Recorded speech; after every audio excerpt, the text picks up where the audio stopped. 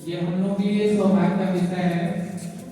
Pension sir का एक हाल ही में ऑपरेशन हुआ। आप लोगों ने भी अनुभव किया होगा कि सर को चलने में दिक्कत हो रही थी, बट विद्यालय से या यूं कहे विद्यालय जिनके कारण है आप बच्चों से लगाव ही था, जो उन्हें ना आने की स्थिति में भी इस 3 मंजिले पे चढ़ के ऊपर आने के लिए विवश किया।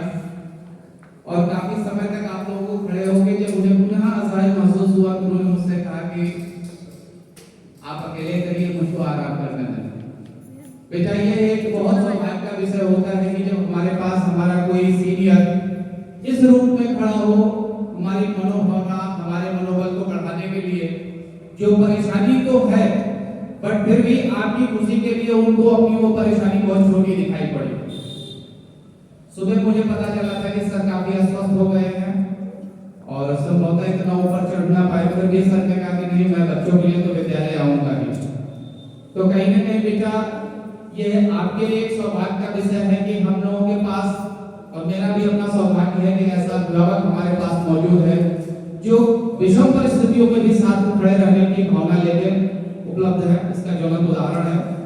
इस चीज के लिए मैं कोई और शब्द प्रयोग नहीं कर सकता कि सर ने कितनी पीड़ा बर्दाश्त की होगी इस 3 मंजिले के ऊपर चढ़ने में। जिसको समस्याएं होंगी उन्हें समझ में आता होगा, या परिवार में कोई इस की पीड़ा में हो और फिर उन्हें सीढ़ियां चढ़नी पड़ रही हो तो समझ में आएगा कितनी पीड़ा उस समय होती है जब पैरों को ऊपर उठा के पुनः रखना पड़ता है। फिलहाल अभी जब आपका फेयरवेल हो रहा था ना, तो मुझे अपना वो छात्रावास याद आ गया, छात्र जीवन याद आया, जिसमें मुझको भी ऐसे एक बार मिला था क्लास करने। तो सहसा जैसे यहाँ तक मनों के मन में विचार उत्पन्न हुआ कि फेयरवेल किस बात की, क्योंकि मैं बोर्डिंग स्टूडेंट था, हॉस्टल में रहता था, गवर्नमेंट की स्कॉलरशिप भी गेन करता था। इत्तेफाकिया मेरे माँ बाप, मेरे अभिभावकों को या मेरे पेरेंट्स को या मेरे माता पिता को मेरे पीछे शिक्षा के दृष्टिकोण से खर्च करने की आवश्यकता नहीं पड़ती थी।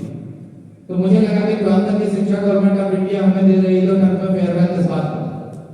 उस मोमेंट में पैन इंडिया नॉन पर्सनालिटी थे, बहुत अच्छे मैथमेटिशियन गिने जाते थे। श्री PS चौहान जी, वो आज भी हैं, लगभग 90 साल की अवस्था में हैं, क्योंकि आज भी अगर आप उनको देखेंगे तो हम लोग ने देखा बाल सफेद होकर बाकी व्यक्ति वैसा ही दिखाई पड़ रहा था, फिजिक कुछ ऐसी थी। उनसे जब ये प्रश्न रखा, क्योंकि मैं उस समय हेड बॉय भी हुआ करता था हॉस्टल का, तो मुझसे कहा कि सर ये बताइए, हम 10 वालों की किस बात की फेयरवेल, क्या हमें भी इसी बार आप बिना करने के चक्कर में लगे कि दोबारा स्कूल लाए?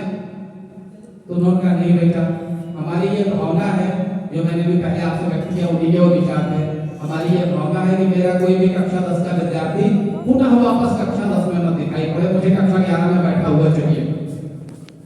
वही सोच के मैंने भी आप लोगों के लिए फेयरवेल आयोजित किया, वरना फेयरवेल तो आखिरी कक्षा वाले छात्र को ही दिया जाता है, 20 क्लास 12 के स्टूडेंट ही पाते हैं।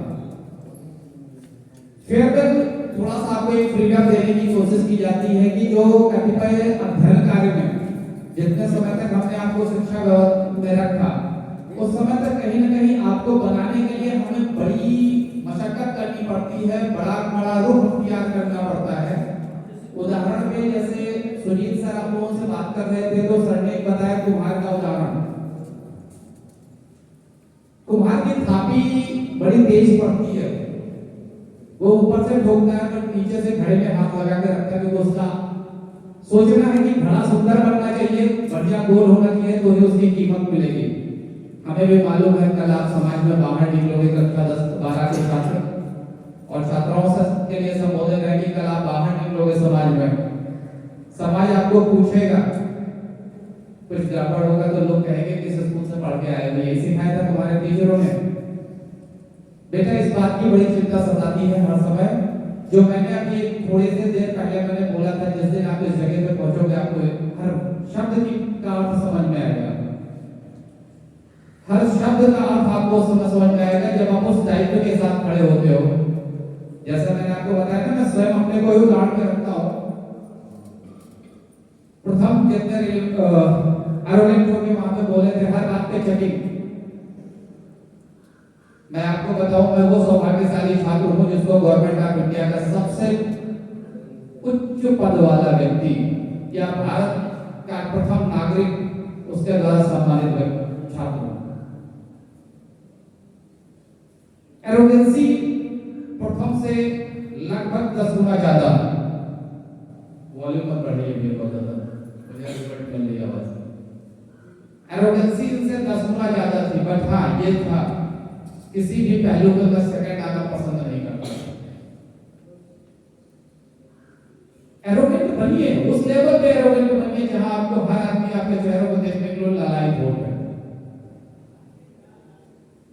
बेटा मैं वो शख्सियत हूं जिसको मैं एक बार थोड़ी सी गलती होने के बाद, जब तक फैजाबाद जनपद का जिलाधिकारी बाद में उत्तर प्रदेश सरकार के प्रमुख सचिव हुए थे मिस्टर मेघराम जी, जब तक सामूहिक मेरे पिता से माफी नहीं मांग लिया था, मैंने उनको जिलाधिकारी की कुर्सी पर पुनः बैठने नहीं दिया था। एरोगेंट बनिए, इस लेवल पे बनिए। मुझे किसी की एरोगेंसी से कोई विरोध नहीं आता है। और वो मेघराम जब भी मेरे घर के रास्ते से गुजरता था, मेरे पिता से मिलने जरूर आते थे, एक छोटी सी घटना के बाद, और अपने आप को बहुत हार्ड एंड फास्ट आईएएस माना जाता था उस समय। State government, even the pan India government of India दोनों का एरोगेंसी उस लेवल का बनाइए जहां पे आपकी एरोगेंसी से किसी को फायदा मिले। आप हर दिशा में आगे बढ़िए। आपकी हर एक सामान्य सा हिंदी का शब्द है ना, इसको नखरे और नाज और नखरे शब्द यूज किए जाते हैं। उसको हर व्यक्ति उठाने के लिए तैयार होगा, बट आप में वो काबिलियत होनी चाहिए, वो हुनर आप पैदा करिए। व्यवहारिक तौर पे थोड़ा सा हम अभी खेल की प्रक्रिया में आगे नहीं है। जल्द ही सीबीएसई स्कूल का बाराबंकी डिस्ट्रिक्ट का भी गेम स्टार्ट होगा। सब होगा जब क्रिकेट आप लोगों का हो रहा था, कुछ लोगों ने मेरी बात सुनी होगी कि सर इसमें से टीम छांट लीजिएगा क्योंकि अगले साल तो मुझे ही कराना है। This suggestion I have given to all the principals of Barabanki. मैंने बाराबंकी के सारे प्रिंसिपल को सजेशन दिया कि हम लोग का एक क्लस्टर होना चाहिए जहाँ पे हमारे स्कूल के पढ़ने वाले बच्चे एक दूसरे के साथ खेल प्रतियोगिता में भी सम्मिलित हों। हम स्कूल स्तर पे खेल लेते हैं, नहीं खेल पाते, मतलब किस दिन जब हमें विद्यालय स्तर पे हम आते हैं तो उसकी हमें आवश्यकता पड़ती है। एक पुनः जैसा आप सामने पर देख रहे होंगे हैप्पी फेयरवेल। हैप्पी का मतलब है कि आपको खुशी के माहौल में रखना, फेयरवेल का मतलब है आपको विदाई दिया जाना। उसके नीचे बेस्ट विशेस भी लिखा हुआ है जो नीचे रखा गया है, क्योंकि 12th बड़ा है 10th छोटा है, तो फेयरवेल 12th का है वो ऊपर रखा है, बेस्ट विशेस सबके लिए है सो नीचे लिखा हुआ है। 10th थोड़ा छोटा क्लास है 12th की कंपैरिजन में। और साथ ही साथ इस जो हमारा कार्यक्रम हुआ, इस पूरे कार्यक्रम में बहुत अच्छा सब कुछ हुआ, सबने बहुत अच्छा किया। बीच में थोड़ी सी गड़बड़ियां हो गई और एक गेम हमारे द्वारा हुआ था, वो था आपका बलून। बेटा उसको कहते हैं टीम स्पिरिट। वो जो पिन दिया जाता है इस बात का द्योतक है कि आप किसी के को आगे, जो सर ने बोल प्रयोग किया, किसी को आप आगे बढ़ने देना चाहते हो या नहीं। If you have used your pin to burst the balloon of others, it means आप दूसरे को आगे बढ़ने देना नहीं चाहते हो। ये सिर्फ एक फन नहीं था, ये आपको एक थॉट भी देता है कि आपका रोल है, मैं भैया मैं अपना फोड़ूंगा ना तुम्हारा फोड़ने दूंगा। Try to understand. ये यही नहीं होता, कई बार होता है।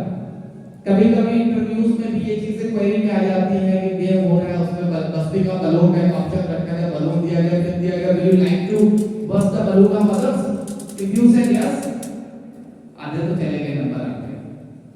क्यों? आप ग्रुप को में बिलीव ही नहीं करते, you want to believe in individuals. आप अकेले में जीना पसंद करते हो, कोई और मेरे जैसा ना हो जाए, और टीम वो बनती है जब सब चाहते हैं। क्रिकेट मैच हुआ था, जीतोगे तब जब पूरी टीम अच्छा खेलेगी, अकेले एक आदमी खेल के तो नहीं जिता सकता।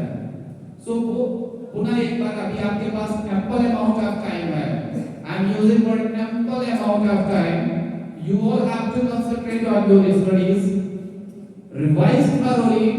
If you have the sample paper, then please move on the last 8 sample papers. sample paper book आती है, बुक के पीछे से लास्ट 7-8 sample paper सॉल्व कर लीजिए। If you are able to do 90%, I am assuring you that you are going to score 90%. This one is my experience. What I have observed in my life, that I am giving you. I can't say that this one is a typing option, but this one is my observation regarding the board examination. That if the student 20%, then the student is going to score 90% board examination. If you are going down, you need to focus on the topic and then prepare yourself to be reach about 90%.